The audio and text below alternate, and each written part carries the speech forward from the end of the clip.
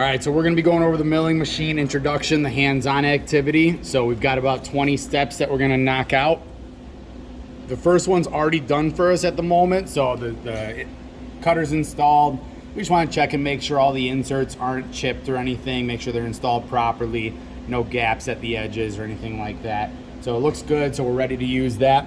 I'm gonna take a part and I'm gonna install it on top of parallels. Okay, so just make sure that you understand that the part goes on top of the parallels and not inside the parallels. So this is an example of what not to do.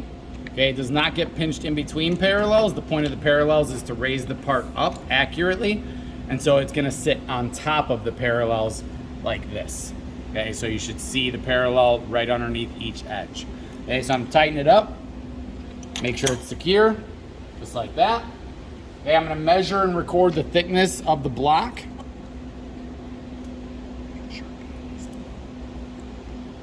Okay, so right here, I'm gonna make sure I get a good measurement, and I'm at 1 inch, 749 thousandths, well, 748 thousandths. So I'm gonna record that. So 1 inch, 748. Okay, my instructor would have signed off these two right here to make sure the tool is good and it's installed properly on the vise. Okay, now we're gonna bring the facing mill right onto the right side of the block over here in the X direction and in line with it in the Y direction. Now this block is a little wider than our part. I'm just gonna show you one pass for now. And your block should be about 1 inch below the facing mill. So I'll get that done really quickly.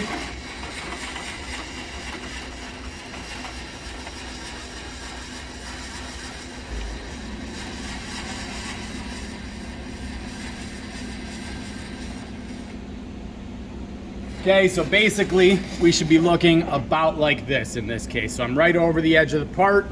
Okay, I'm in line with the part in Y. Okay, if I wanted to just take one clean pass, I would probably back it up a little bit. Now I'm gonna turn the machine on and adjust to 2000 RPM.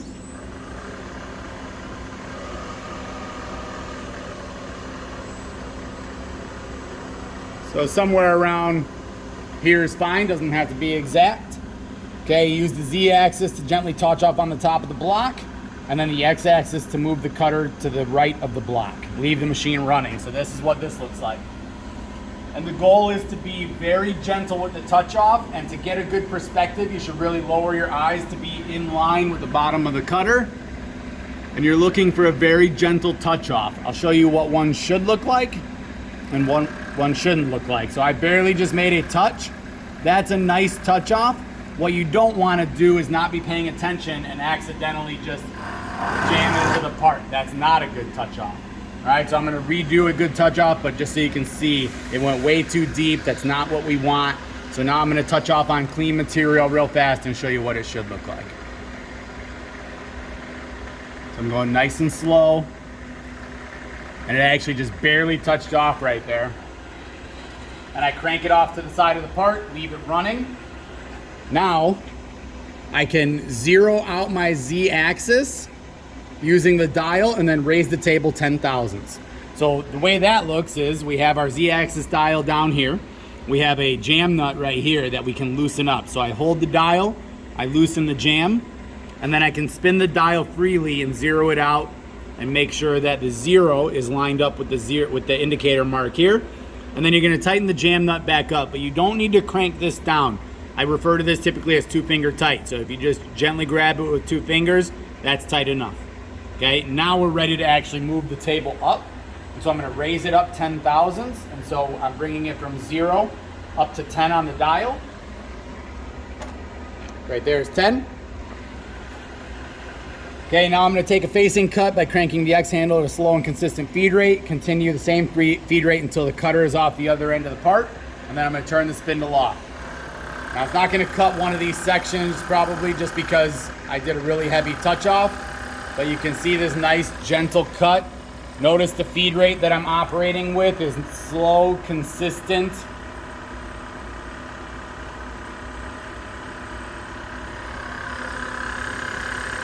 And then if you also notice as I get off the front of the part, the back of the part is still making a little bit of contact, sending a little bit of chips flying. So you don't want to speed up necessarily right now. You want to be slow and consistent until you're off the part. Then you can turn the machine off. Okay, then we're gonna measure the thickness and check the surface finish. So I'm gonna measure the thickness, and if I did everything right, it should be about 10 thousandths lower than what it was. So I'm gonna make sure there's no chips I'm measuring on. I'm double checking my caliper. Need to give myself a little bit more room to measure. But now, I'm at about 1.736, okay? And I was at 1.748, so it took off about 12 thousandths, which is a 10 thousandths cut plus a couple of thousandths for the touch off. Okay, so here I'm gonna be at 1.736, and my surface finish is pretty good. If you touch it, it's nice and smooth. It's got a little bit of a pattern here, but it's a smooth finish. So I'm gonna write down smooth, okay? Now I'm gonna do the same thing. I'm gonna go 10 thousandths up, but I'm gonna move the table at a higher rate and see what it does. Okay, so I'm just gonna crank up another 10. It'll end up at 20 here. Right about there. And then I'm gonna turn the machine back on. And in this case, I'm gonna go faster than what I really should.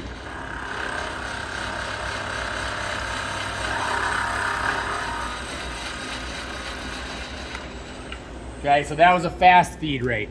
And if you can see, it's got a more of a ridged surface. And if you actually feel it with a fingernail, you'll feel a bunch of bumps here because I was going faster than the cutter could keep up with. And so I'll take a measurement though and see if it tracked decent measurements and whether or not it responded what I thought it should. It actually took about 11 thousandths, so I'm at 1.725. So I'm gonna record that. And then I'm gonna say it's a rough finish because it does not feel very good. All right, so that's the end of the front. I'm gonna flip over. I'm gonna do the same thing with 25 thousandths, but I'm back to a slow and consistent feed rate. I'm gonna measure it, record it. I'm gonna do 50 thousandths, which is your max cut. Measure it, record it, and then we'll be done. So I'm sitting at 20. To take 25 thousandths, I'll end up at 45. So I'm just gonna go to 45. Now I'm ready to take this cut.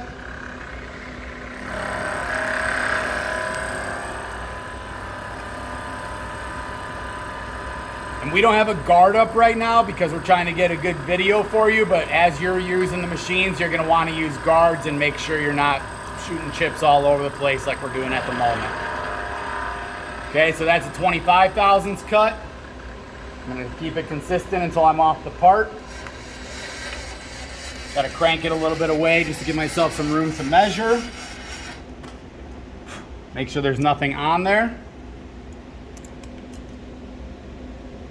And I'm at 1.699. Okay, so it did take right about 25 thousandths. So I'm gonna record that 1.699, which is 26 thousandths low. So we did a pretty good job. We're within a thousandth. And then as far as the surface finish goes, it's honestly in the middle. It's not real smooth, not real rough, so I'll write down medium. Okay, and then I'm gonna do one last cut at 50 thousandths. So I'm starting off at 45. You could re-zero it. In fact, I'll do that just to show you guys. So I loosen that jam nut, I go back to 0, and I just snug the jam nut up. Okay, and now I'm gonna take a cut to 50 thousandths. So right there. Now I'm gonna take this cut. These chips are definitely gonna be a little bit more, a little bigger and fly a little further. So I'm just gonna use my paper for now, just to kind of protect us as we're videoing a little bit. Nice and consistent feed rate.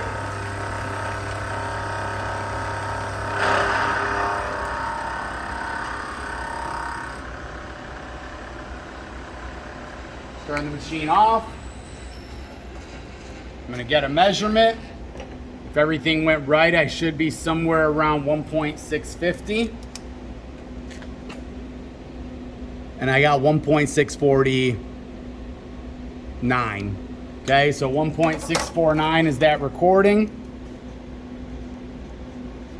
which is exactly 50 thousandths off.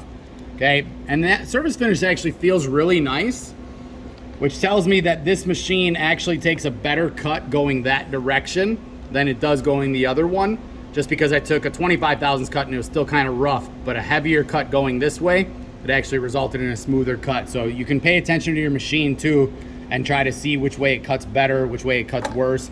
And that's really the end of the hands-on activity.